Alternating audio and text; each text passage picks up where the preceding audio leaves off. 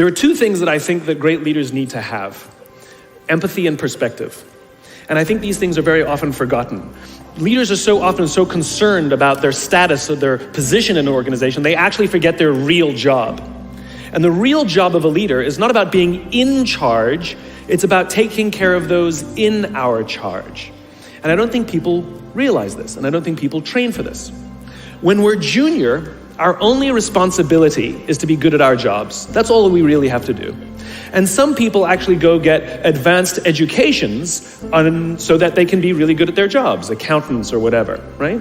And you show up and you work hard, and the company will give us tons and tons of training how to do our jobs. They'll show us how to use the software. They'll send us away for a few days to get trained in whatever it is that we're doing for the company. And then they expect us to go be good at our jobs. And that's what we do. We work very hard. And if you're good at your job, they'll promote you. And at some point, you'll get promoted to a position where we're now responsible for the people who do the job we used to do, but nobody shows us how to do that. And that's why we get managers and not leaders. Because the reason our managers are micromanaging us is because they actually do know how to do the job better than us. That's what got them promoted.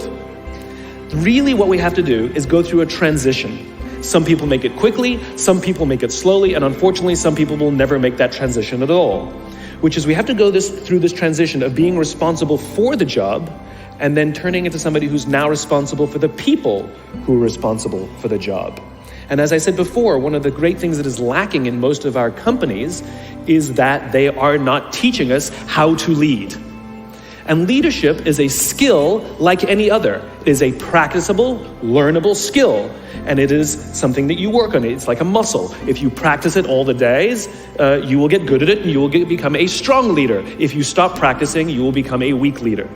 Like parenting, everyone has the capacity to be a parent. Doesn't mean everybody wants to be a parent, and doesn't mean everybody should be a parent. Leadership is the same. We all have the capacity to be a leader. Doesn't mean everybody should be a leader, and it doesn't mean everybody wants to be a leader. And the reason is because it comes at great personal sacrifice. Remember, you're not in charge, you're responsible for those in your charge. That means things like when everything goes right, you have to give away all the credit. And when everything goes wrong, you have to take all the responsibility. And yet we're so quick to hire and fire.